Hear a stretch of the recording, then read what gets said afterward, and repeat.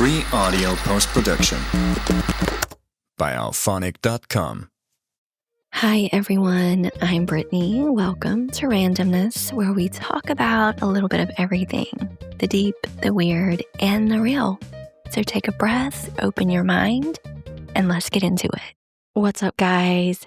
Today we are talking about something that might look absolutely ridiculous until you try it. It might be a little weird, you may not have heard of it, but it is EFT tapping. If you've been in wellness spaces or watched anxiety content online, you've probably seen people tapping on their face, their chest, and hands while saying affirmations or talking about their problems. And it kind of looks weird, I'm not going to lie. But here's the thing, a lot of people swear by it. And there's actually some interesting research behind why it might work. So we're diving into the EFT, what it is, where it came from, what it's supposed to do, how to actually do it, and whether there's any science backing it up. And yes, I will walk you through a tapping sequence so you can try it yourself. Because honestly, even if it just works as a distraction technique or a grounding exercise, that is still valuable. And if it's actually doing something deeper, well, guess what? That's even better. So let's get into it.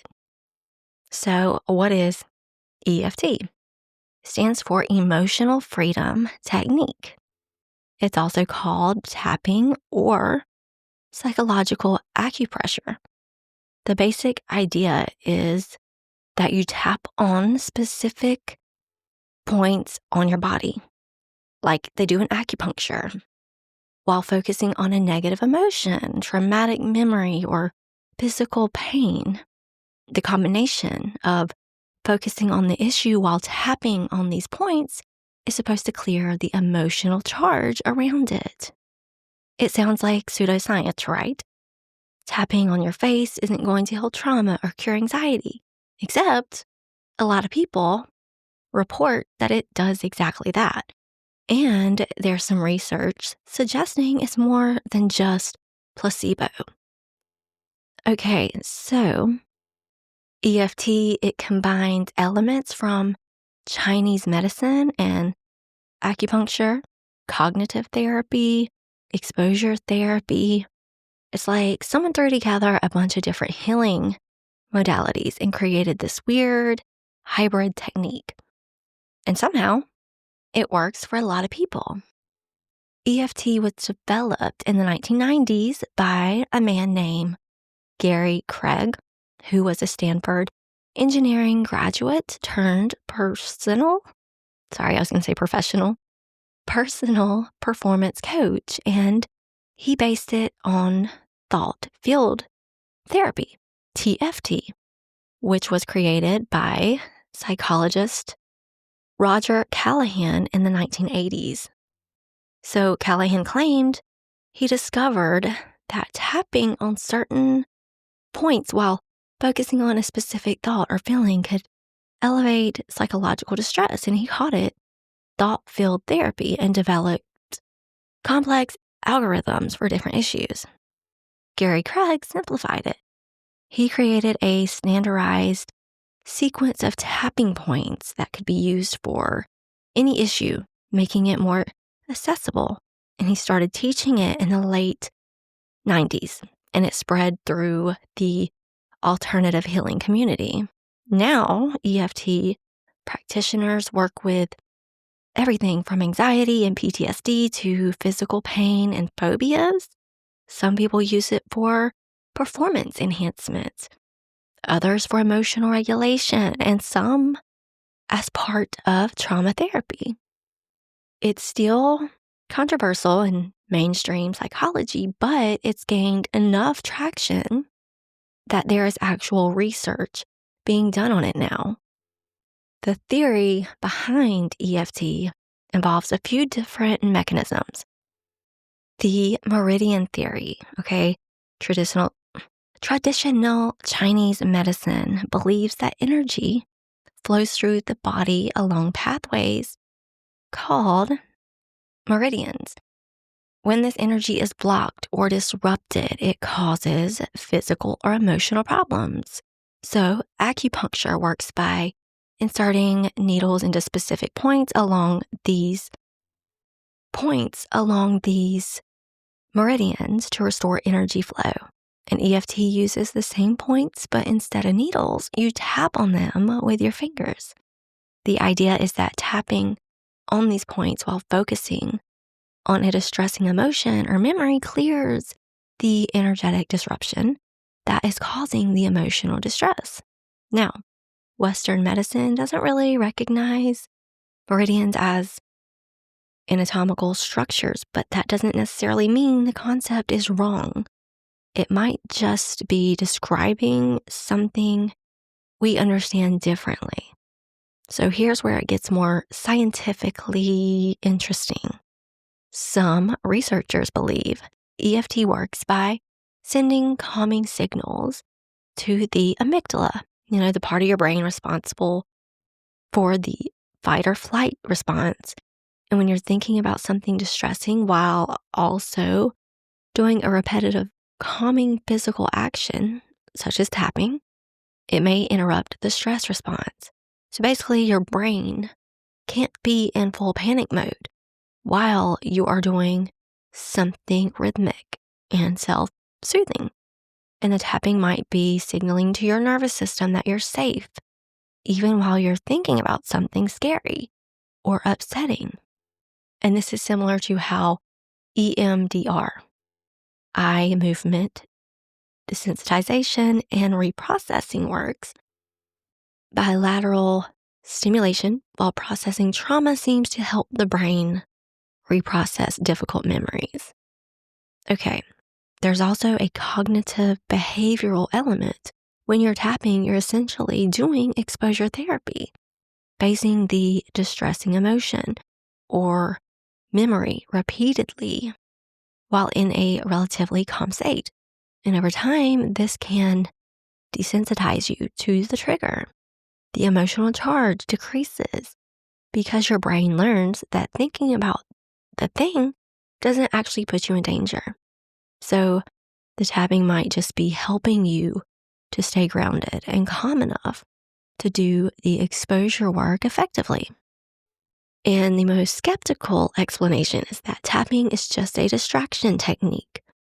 When you're focused on tapping and saying phrases, you're not fully absorbed in the negative emotion. You're giving your brain something else to do. And honestly, even if that is all it is, that's still useful. Anything that helps interrupt anxiety spirals or emotional overwhelm has value, don't you think? I think. But yeah, people use EFT for a wide range of issues, like anxiety and stress. That's probably the most popular. Phobias, fear of flying, public speaking, spiders, needles, PTSD and trauma. Now that one is more controversial, but some therapists use EFT as part of trauma treatment. Physical pain, cravings and addictions, the urge to smoke, drink, eat junk food. Performance anxiety, athletes, performers, public speakers use it to calm pre-performance nerves. Insomnia, limiting beliefs and self-sabotage. And it's not a cure-all, and it shouldn't replace medical or psychological treatment for serious conditions, of course, but as a complementary tool, a lot of people find it helpful. All right, let's get practical, okay?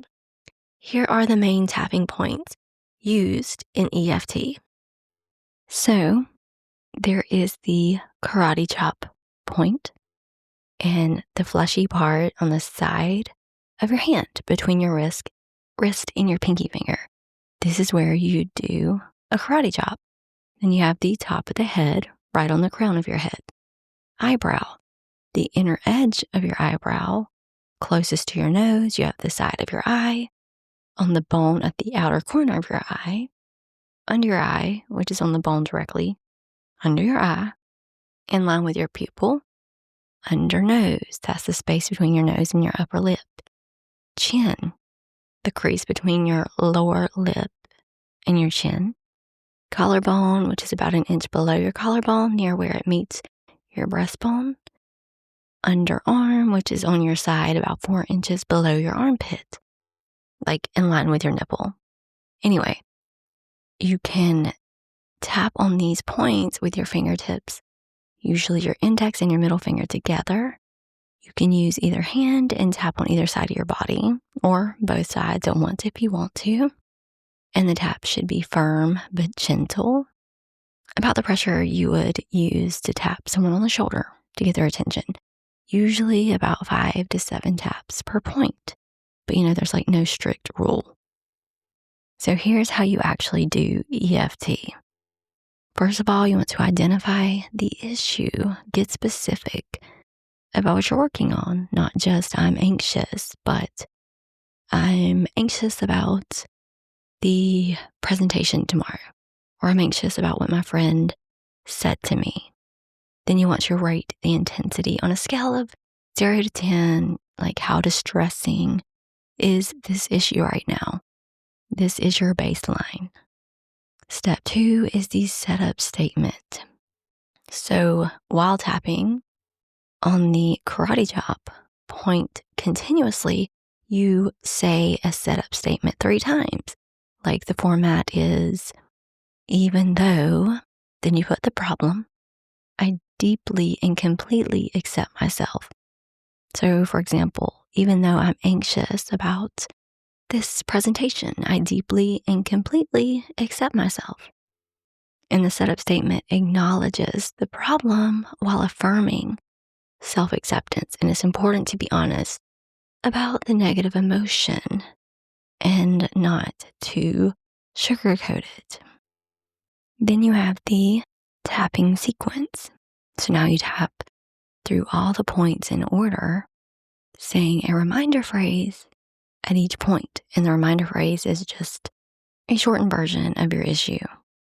So using our presentation anxiety example, you would tap on the top of your head and say, this presentation anxiety. Move to the eyebrow. So anxious about presenting. Side of the eye, this anxiety. Under eye, afraid I'll mess up. Under nose, this presentation fear. Chin, so much anxiety. Collarbone, this nervousness. Underarm, this presentation anxiety. And you can vary the phrases as you go.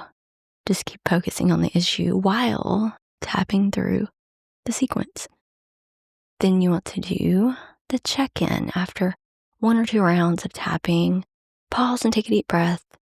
How does the issue feel now? And you rate it again on that 0 to 10 scale. If it's gone down, great. If it's still intense, do more rounds. And if new aspects of the issue come up, address those specifically. And then you have a positive round, which is optional once the intensity has decreased. Some people like to do positive rounds, tapping while saying affirming statements like I'm calm and confident, I can handle this presentation, I'm prepared and capable. And this isn't always necessary. Sometimes just clearing the negative charge is enough. But yeah, some people find it helpful. So do you want to try it right now? Pick something mildly stressful. Don't go for your deepest trauma on your first try. Maybe some general stress or, a mild annoyance. So first of all, you want to rate how you're feeling about it on the scale from 0 to 10. Now tap on your karate chop point and say 3 times, even though I'm feeling stressed right now, I deeply and completely accept myself. Now tap through the sequence. Top of the head, this stress. Eyebrow, feeling overwhelmed. Side of eye, this tension. Under eye, so much to do. Under nose, this stress. Chin, all this pressure. Collarbone, this overwhelm. And underarm, this stress. Then you just take a deep breath. How do you feel?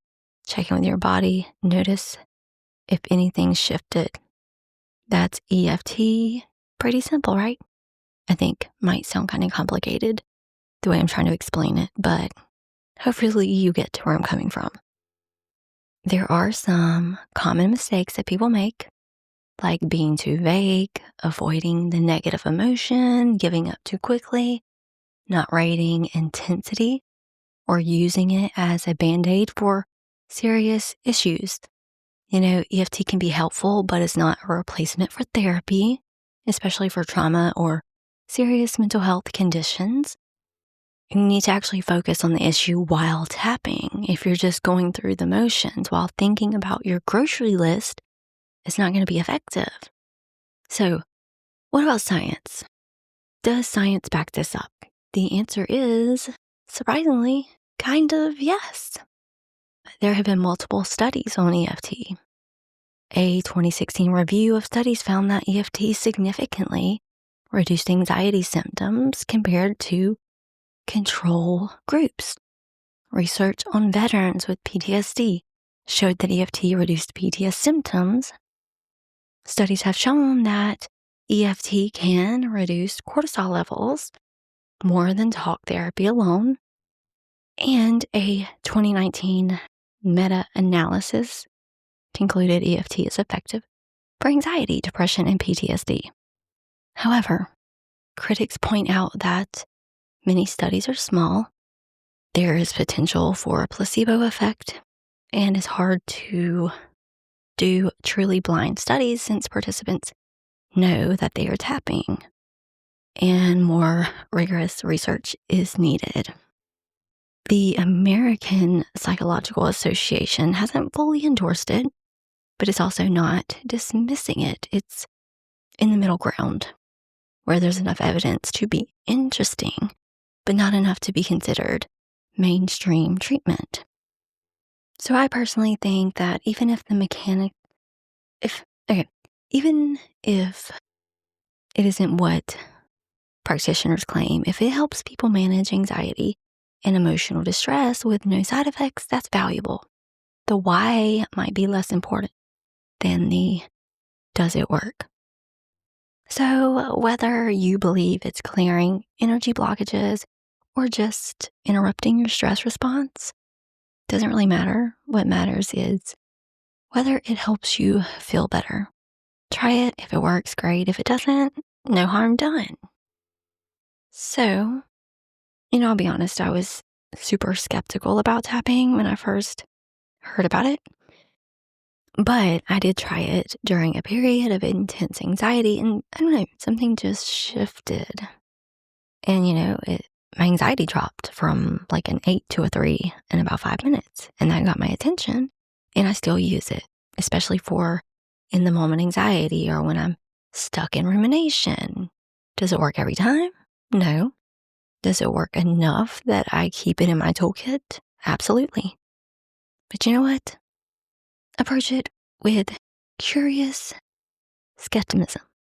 Try it genuinely a few times, see what happens. Don't decide based on whatever sounds legitimate. Decide based on whether it actually helps you. It's one of those things that's either going to resonate with you or it's not, and that's okay. What matters is that you have tools to manage anxiety, process emotions, and just take care of yourself. And if tapping is one of those tools, awesome. And if not, there are plenty more. But don't knock it until you try it. Anyways, guys, thanks for being here today. If you try tapping, I would love to hear about your experience. Did it feel weird? Did it help? Let me know. Until next time, stay curious, stay open, and remember, healing doesn't always look the way we expect it to. All right, guys, that's it for today. Thanks so much for listening. If you enjoyed today's episode, make sure to follow. And remember, keep your energy grounded, your mind open, and your curiosity alive. Free audio post-production by alphonic.com.